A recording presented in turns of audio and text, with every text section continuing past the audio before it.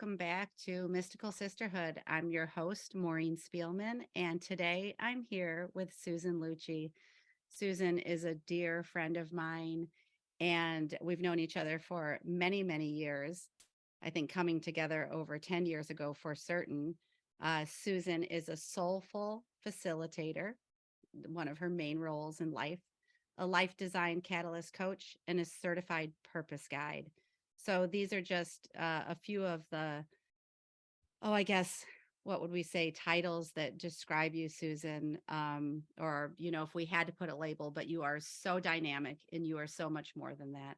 And so we're here to kind of share your story and your work today. And I couldn't be more excited. And I'll first say that when we first met, I was a younger version of myself, an exhausted mother with three small children. And I know you can relate to that. And I spent my long days at home with them. And I didn't even know it, but I think I was craving conversation and I was craving something deeper. And you put out an invitation for what you called circles at that time. And I thought, this looks so interesting to me. And I think I'm going to go check it out. So it wasn't easy for me to get babysitters in those days, but I did it. And I showed up at your first circle in Oak Park, Illinois. And it wasn't your first circle, but it was my first circle. And I settled into my seat and I listened to what was being shared. And I took the invitation to soulful questions that you were asking. And I just leaned in and I didn't even know what exactly was occurring, but I knew that I would take that invitation week after week after week. And then sitting in your circles, it became something for me that, gosh, I don't even know. I feel like I probably sat in circle 6 or 7 years altogether. So I just want to we can start there about what are circles to you, you know, and how did you get to that point where you were at the place of, this is something I want to start and this is something that's calling from within me. So welcome. Well, thanks, Maureen. I'm so happy to be here and so proud of you birthing your latest baby with this podcast. So, what an honor to be here with you. And just brings awaken so much alive in me about circles and how many circles we have sat in together. Mm. So, all of those women are now in this space too. And thank you for all you contributed to the evolution of Circle. Circle as a way of being and being together is an ancient archetype. And somehow I'm so grateful, but she knocked on my door at a time when there was a confluence of a lot of life events, including one that brought us together. I think a little brief shout out to our husbands who worked Mhm. together and introduced us. And I had played out the moving sidewalk of my life, right? I was a student, I was a lawyer, everything I imagined from a little girl. Got married, had my three kids, and started sleeping through the night again because they were all going back to school and sleeping. And so I had a little bit of time and space for myself and started going on an occasional like retreat. And I Mm. would get like a taste of something. And then I would come back on Monday and I would say, and now the laundry. It was just like back in the day to day. And I wanted, like, how could we continue that retreat Mm. feeling and connection? And I mentioned our husbands because they worked in the financial field, and mine had lost his job. And so it was at this point, like, your kids are in school. What are you going to do next? Oh, surely you'll go back and practice law. And, it was all of these circumstances from the universe. And I was like, no, I'm not. But what am I going to do? And I did not know anybody. I knew a few people doing really great retreats, but I could not find Circle. I tried on book clubs with women, but it wasn't the kind of conversation that I was craving. And I have since found a great poem by Tara Moore called U Shaped Hole, which is like, there's a U-shaped hole in the universe. And when you Mm. identify it, like, that's your work. And so I was like, well, if I can't find this, it must be up to me to create it. And so, yeah, for many years, I was kind of like known as the crazy circle lady in our town. And, just learned so much. And one of the silver linings of COVID was to realize, like, I'm not alone. There are hundreds, if not thousands, of people holding circle around the world, you know. So this as an archetype, as a way of being human together, is ancient. It is indigenous before we even had language, and it's ever evolving. Yeah. So yeah, I count those years among some of my greatest work. Yeah, I love that. Thank you for the background and explanation. Even some of the words you use, sacred, archetype. And I remember when I first sat in circle with you, you talked about women and elders being around a fire and how that was an origin story of how people came together. And so, can you talk a little bit about that? Like how that's evoked by calling circle together, and then is there a correlation then between that circle and then the wisdom that comes through it? Yeah, and it is definitely something bigger than me, Mhm. you, the women there. I learned pretty quickly is that I could prepare and learn best practices and what are structures, right, that we can do. We speak one at a time, for example. That was very counter to the Mhm. culture at the time, where if I had a group of women in my living room, right, we would all talk over each other, blah blah Yeah. blah. And so that there were some practices and just like slowing down and catching up to ourselves, right? And I very intentionally would light the candle. We would set our intentions. There were a lot of pieces that I was pulling, forward from these ancient practices of when folks sit in circle and how it goes, and some commonalities. And somehow that it reliably sets a container for Mhm. trust, and where you invite in people to really share from their heart, right? We sit in circle instead of having a table between us, and Yeah. now we are, and we can see each other, and we serve as mirrors to each other. And it didn't take many times of doing that to realize, like, oh my gosh, there is group wisdom. Like, I just need to get out of the way. I need to set the structure and hold the container so that there's enough safety for people to lean in and be courageous and brave and share their truth. And then the side by side nature of it, and with women, another thing that just, I didn't set out with like a business plan to do this. It all just was occurring through us, between us and among us. And when I could see the transformation of women coming into my living room, exhausted, unfocused, distracted, not taking care of themselves really, and yet having great careers and raising children and wonderful community activists. But in 2 hours, us sitting together, something was happening that was nourishing and nurturing all of us. And they would leave we all would, Yeah. restored, inspired with new wisdom. And so I can only credit that to what I now know as, the kind of the universe that was moving. And so Mm. Mhm. as a circle tender, just what is my role is to set that container and hold it as best I can for that emerging wisdom and energy to move Mm. through each of us and to really honor it. Yeah. I love that. Um, I feel like I want to stay on circles just a little bit because you're describing a lot of that container that you set, kind of a new way of being. And as I was reflecting on when you started them, I think you had in your bio that it was over 12 years ago and maybe a little bit longer even. But with that idea of what was coming to you, and then how did you build them? Because this is circles are something that you've trained other people to do, but like if women are craving creating something like this, even in their own neighborhoods, even in their backyard, have you seen it grow in those ways? Oh, absolutely. And I really honor that.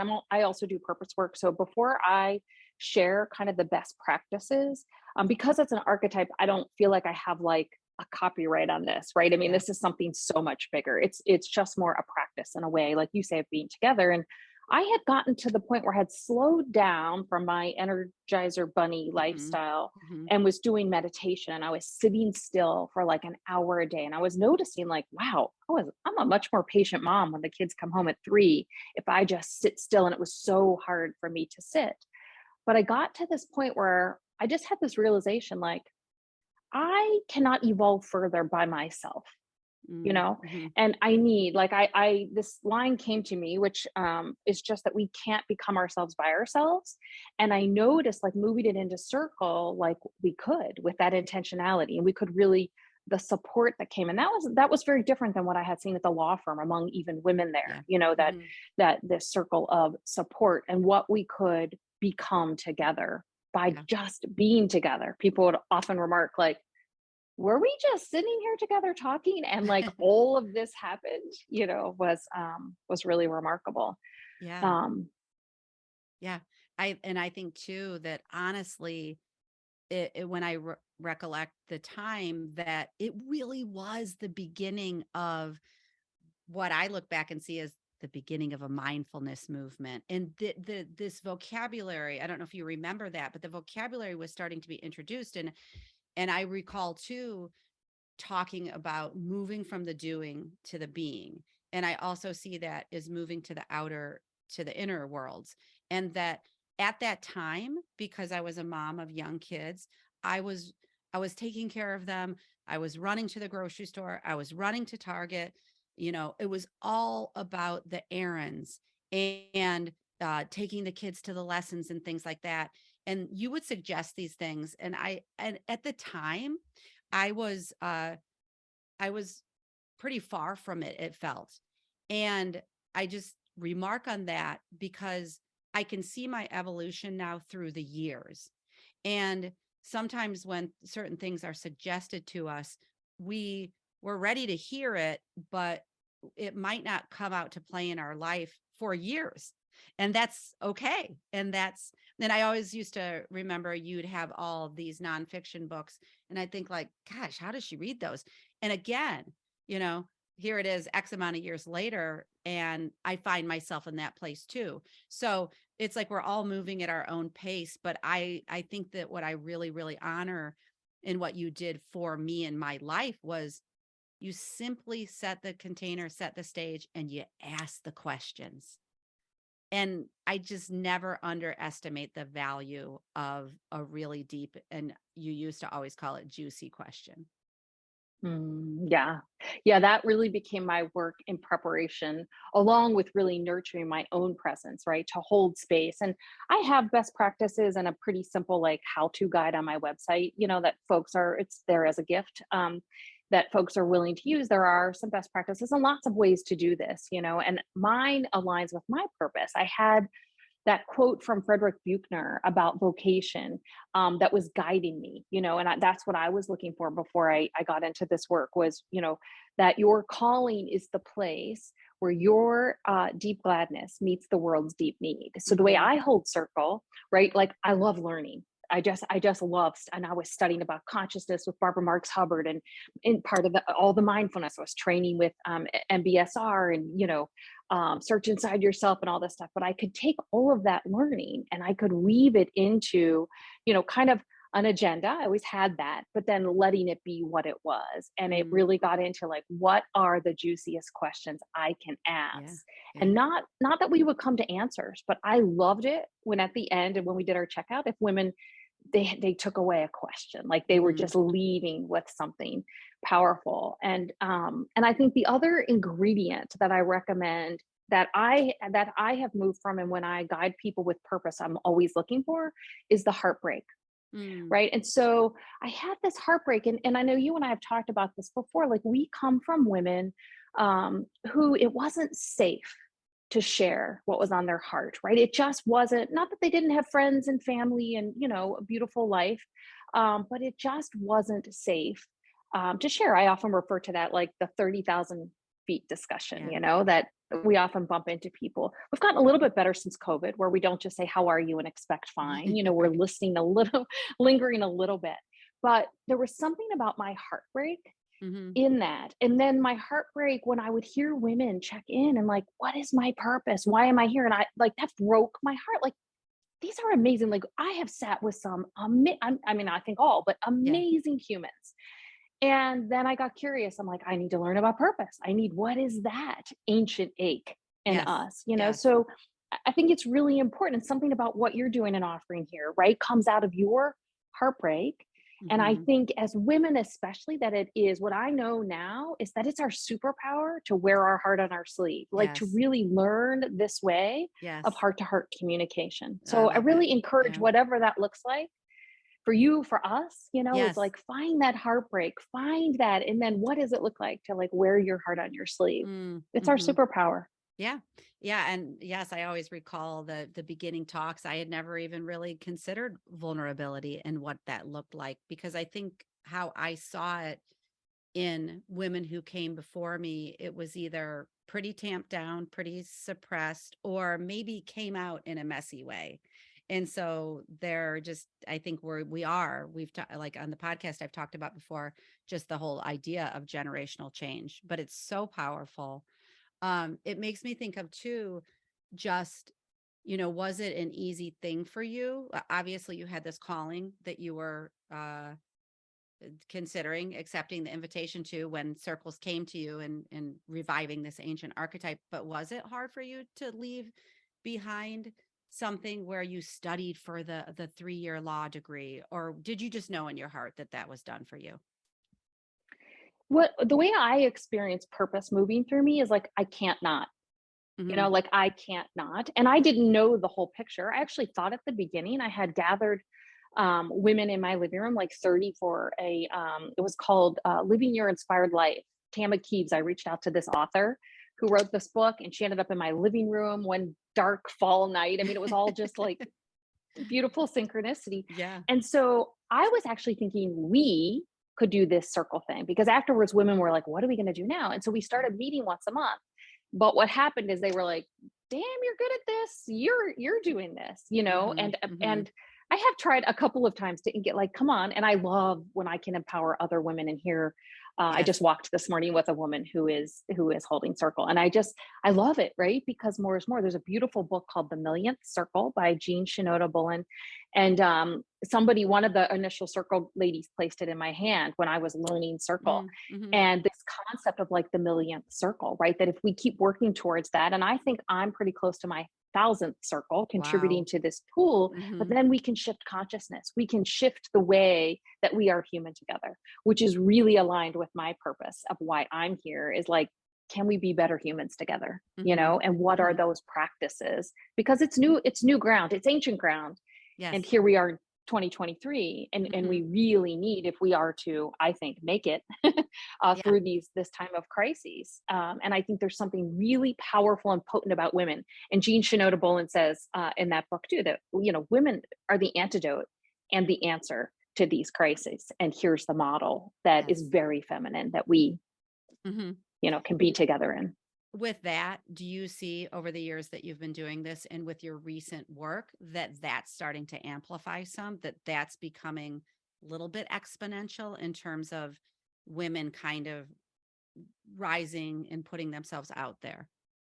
Oh, absolutely. I was so heartened during COVID to learn of how many people in how many ways, because it was, to your question, was it was hard. It was hard, like going to cocktail parties and, I wanted to talk about these big questions of life and most people just didn't.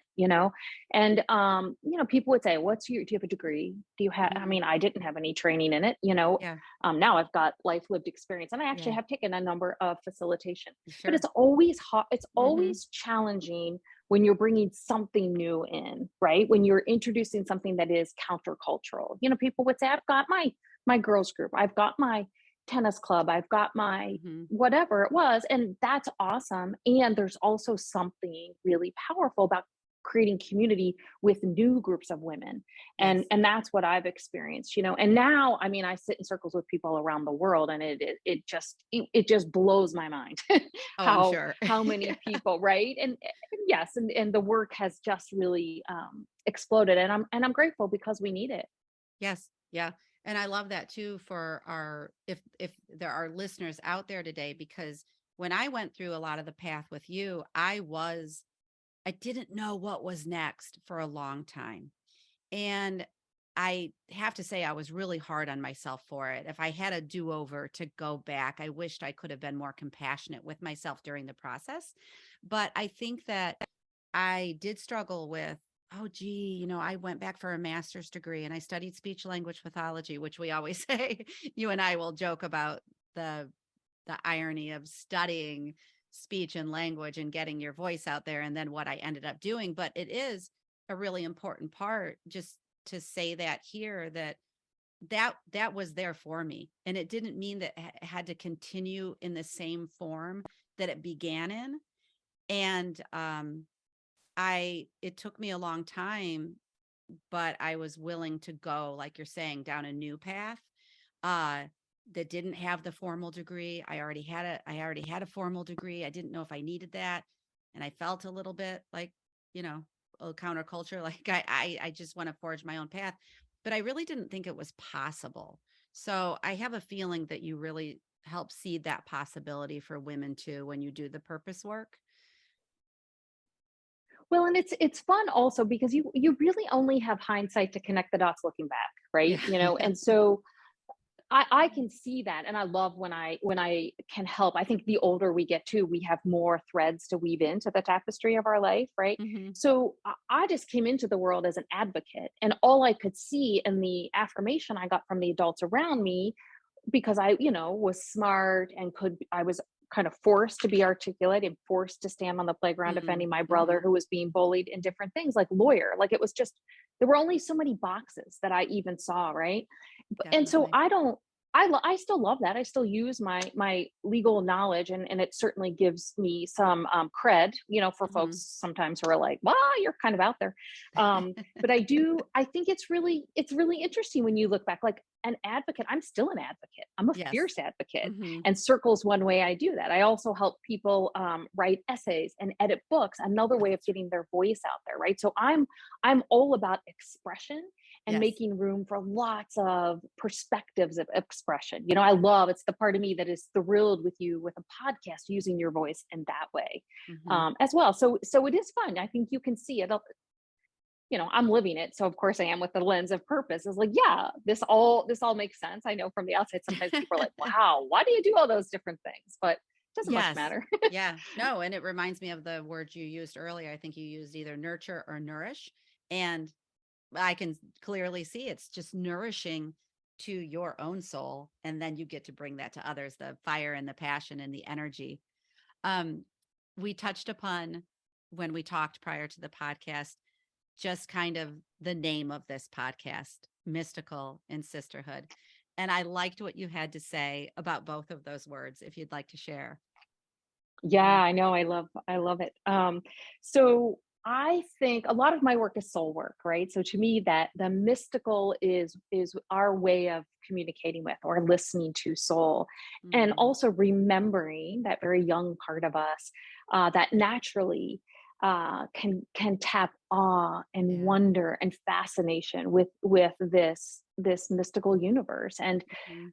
right, trained as a lawyer, right, logical, right, and a lot of what matters in our, at least in the western dominated, you know, US culture, has to be measured, has to Yeah. be tangible, has to be seen. And you know, I think I'm here in part to make visible that which is unseen, right? And so Yes. I think the practice of honoring the mystical and knowing like that's also part of us and how we Yeah. can communicate with each other, and it really, it nourishes. I mean, it's soul medicine, you know. Mhm. So Mhm. so I love that. And right, I've had a number of like woo woo, right, people like when it takes a little bit of time, I think, to let go of the usual way of orienting with our minds, Yeah. to be like, hey, did you just see that hawk circling over there? What is the message, right? Which my mother passed a couple years ago, right? And now Mhm. apparently that's her communicating to me. And so how I can be present, and all I can tell you, it's so enlivening to do Yeah. that. So and then to marry that with sisterhood, right, I think is so amazing. You and I both have sisters, Yeah. which is, you know, a wonderful, messy, complicated, nourishing experience in of itself. And I live in Chicago without any family, and I have, and this is now home for 26 years. Mhm. And the sisters that I have made through Circle, I mean, it's just the sisterhood, Yeah. the practice of us sistering each other, which is something I Mhm. first learned from Glennon Doyle, but like of really coming in, it's like an architectural term, like side to Mhm. side, Mhm. shoring each other up when we're Yeah. sagging. You know, I love to just think about that is I do too. Yeah. just that we're in it together, right? And what is possible when the sisters see each other and uplift each other, and not just sisters that look like us, right? Like, Mhm. I have the last several years really intentionally been interacting with all kinds of Mm. sisters, from all kinds of backgrounds and voices and perspectives, and it just keeps widening and deepening my experience. Yeah. So I don't have any time for any of the, like, kind of competitive, me above you, that old paradigm. So I think the mystical sisterhood I think that's the way forward, Maureen. Oh, I love it. Yeah. It adds extra meaning to it for me. I think it is also an invitation to new definitions. We didn't even know we had an old definition, but new definitions of how we come together and how we be together. And I love, when you talk about being better humans, and it's just it is so inclusive and so just it's like big arms wrapping around the world. And yeah, so you were telling me too that now, so you've done the circle work and really segueing and adding to moving into facilitating. And so I know you have a few things going on underneath that umbrella of facilitation, but I'd love if you shared some of them because I think they're fascinating.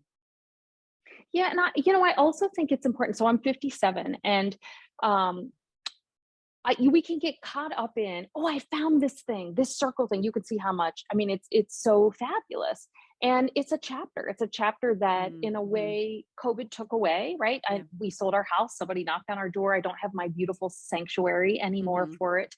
And I think repeatedly, especially as we live longer, right, we have these liminal spaces where we get to reimagine who we are and what's possible. We get to bring forward all of our life lived experience and still Mm-hmm. create and be in that edge of newness and that adventure. And so my stance right now is just completely open to the universe. Every Yeah. morning I'm like, where do you need me? What you got for me today? Right.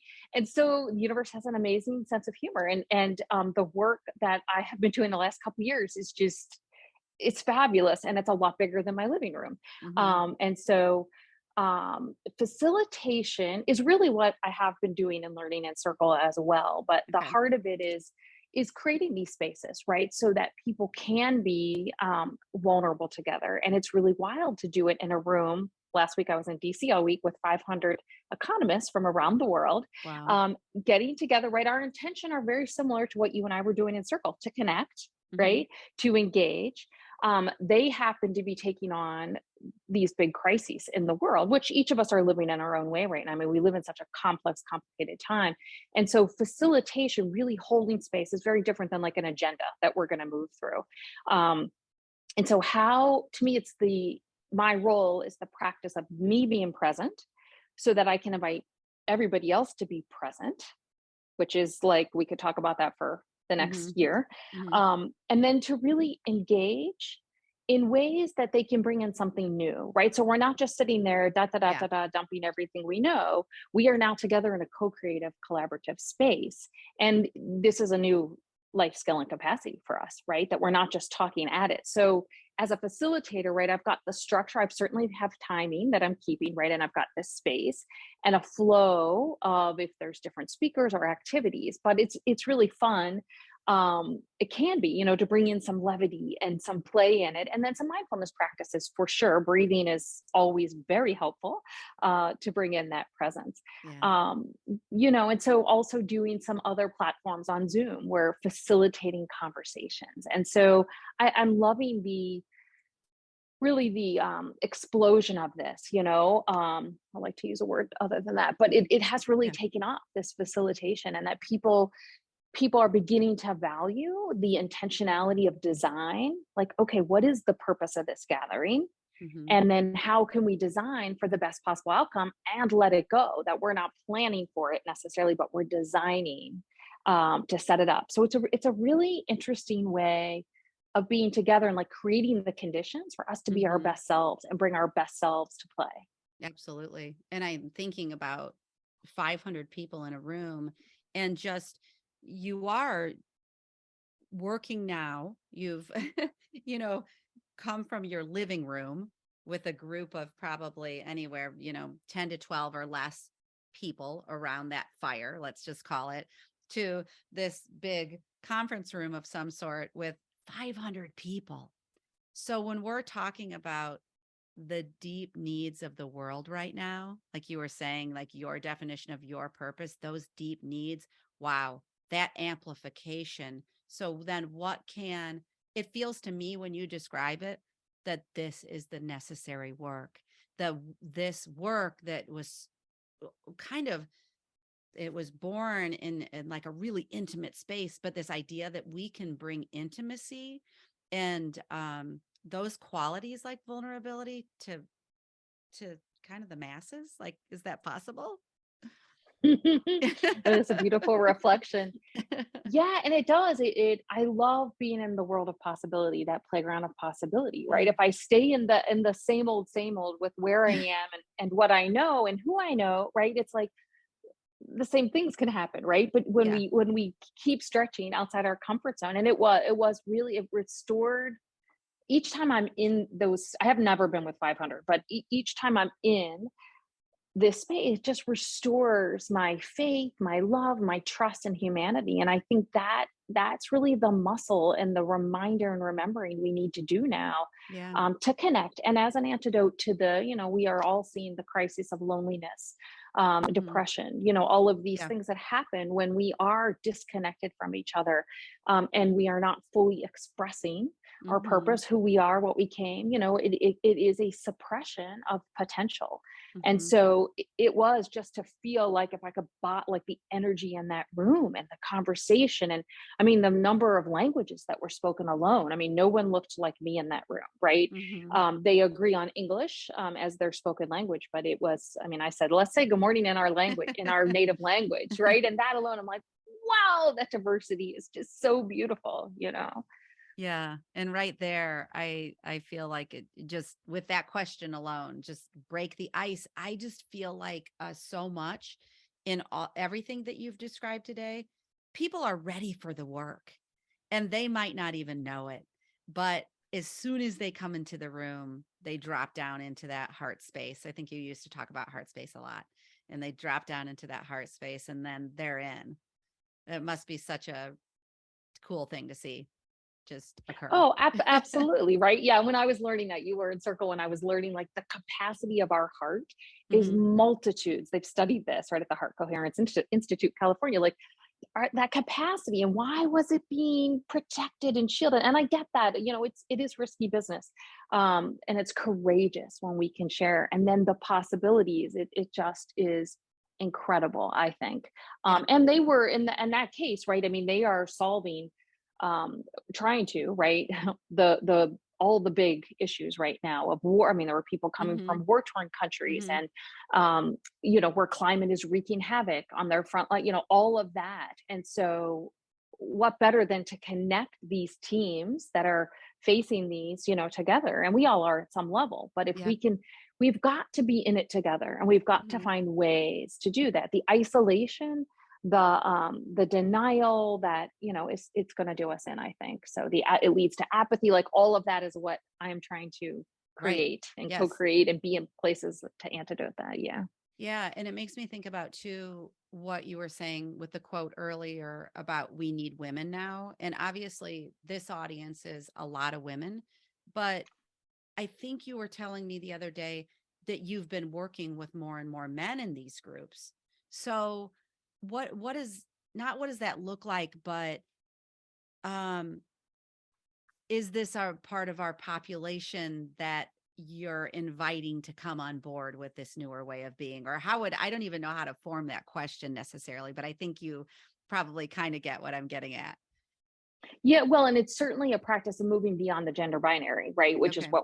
what we're learning and being invited into. So I would say it's more feminine, right? Hmm. Which we all have, feminine and masculine, and who knows where that will all come with this new. That's not meant to be gendered. But the feminine qualities of circle and heart and creativity, right, are what we are seeing, and to come into balance with we've already got, we're really good at those Yeah. masculine qualities of Mhm. getting things done, the doing. So Mhm. let's even just, if we want to put it into a polar, the doing and the being, is what happens if we are doing things and we also bring in, it comes from the Yeah. essence of being, Mhm. right? Yep. It's a whole different, way Yes. way of being together. You can feel it. You can Yep. literally feel it. And even And if it you so it take doesn't matter who. Yeah, yeah. go ahead. No, I was gonna say, even if you take, like you're talking about essence of being, even starting with what's your intentionality, set an intention, right? It feels like it shapes the energy. And hey, you could have even if you had two, you could have two wildly different intentions, right? And just but you probably have myriads of intentions. So it just opens up the possibilities when we start to infuse the soulful qualities in ways of life. Mhm. Yeah, versus the model of like, let's go these 500 versus there's certainly a hierarchy there, right? Okay. But our intention is to connect and engage, and that all the voices matter, right? So Mhm. these are the different ways. Instead of, and we did have some sessions where we had the experts talking, and then it's always our role as Mm. facilitators is, okay, what's the wisdom in the room is what I kept Mm. asking them. It Mhm. was a knowledge exchange. So and there's so many different ways of exchanging, and there's so many different forms of knowledge, right? And so how do we engage? We are all needed. It is a time. I'm Yes. not sure it's ever not been a time, but this is a Mhm. time where we are all needed. Uh-huh. All the various perspectives and views and energies, right? We each have Yeah. our unique Yes. purpose to bring. So how do we invite and engage and make possible everybody's participation? I love it. I love it. I just am sitting with that for a moment because it's so beautiful. And I so agree with you, from the microcosm to the macrocosm to the stressed out individual to the stressed out, systems. It's just needed at all these different levels. So now there's only one of you. So do you work within groups or share sort of these responsibilities with a team, or how do you work typically these days? Yeah, right now I'm doing a lot of collaboration, right? I think Hmm. this is the new way of working. I still work one-on-one with folks, and the way I look at that, like purpose guiding, is that when each of us becomes more aligned with our purpose and more Yeah. energized and clear about it, right, we affect hundreds, if not thousands, right? So Hmm. I do that in a deep, soulful way that does take some energy, but I think that's the best way to do that work. But yeah, most of my work is with different teams, and I really try to discern before I say yes to those projects to Yeah. see what the intentions are, right? And how they play together. What are the shared agreements? What are the practices? Because so Hmm. much happens in the in between us, right? And so do we both care for Yeah. this space? I'm thrilled to come talk with you, right? There's something in between us that's bigger Hmm. than both of us Hmm. happening, right?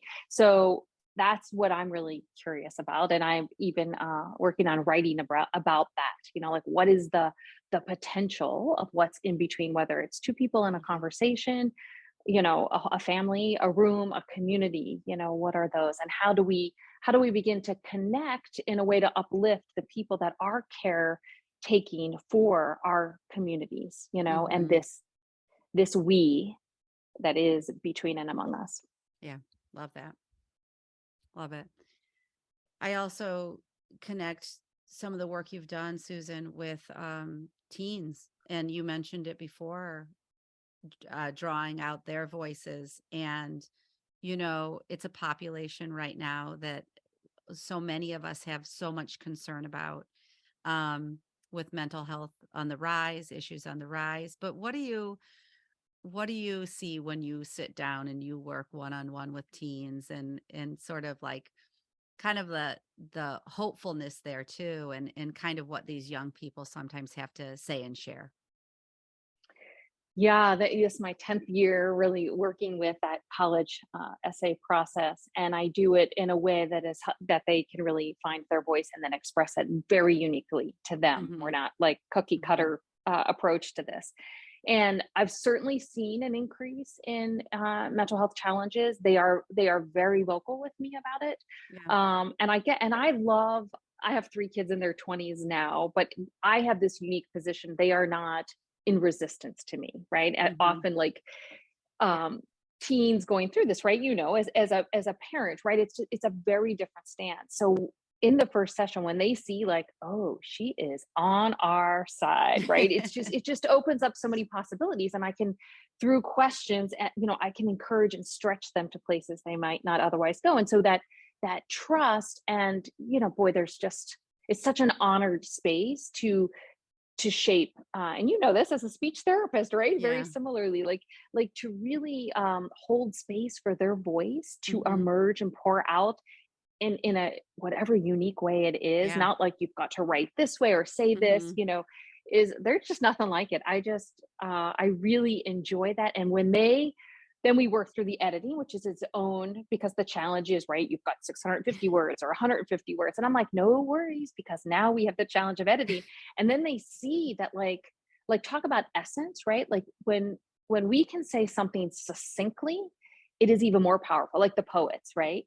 Um, they've got a technique down. And so when we move through that whole process, it is so awesome to see them. Ooh, I mean, sometimes they're like, yeah. "Can I give you a hug, a high five?" They're like, I can really see that arc of, versus like they come in, okay, we've got to write, we got to check this box and do this essay. So I love transformative work. I love work that Yes, that yes. really honors. They go on and become better writers. I hear about them through college. I had a student Mhm. just recently bring me a script that he wrote that he is Wow. submitting to Hollywood that I could Mhm. work on. So, again, to this expression, right? We all came, and this is one unique way, is through words, right? You do it through podcasts, people do it through painting, however you can find your means and mode of expression, Mm. it's Mhm. needed. Mhm.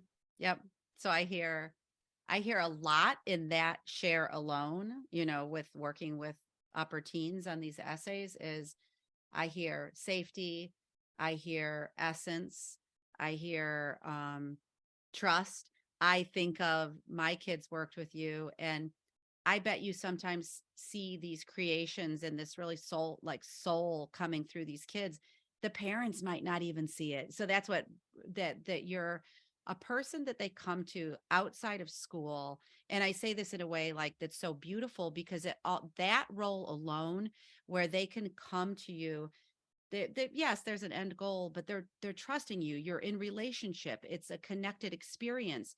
And that reminds me of what must also be a sacred archetype of um I can only think of elder in this moment and what a beautiful thing it is. But yeah, I just wanted to give you that reflection of the beautiful work and all.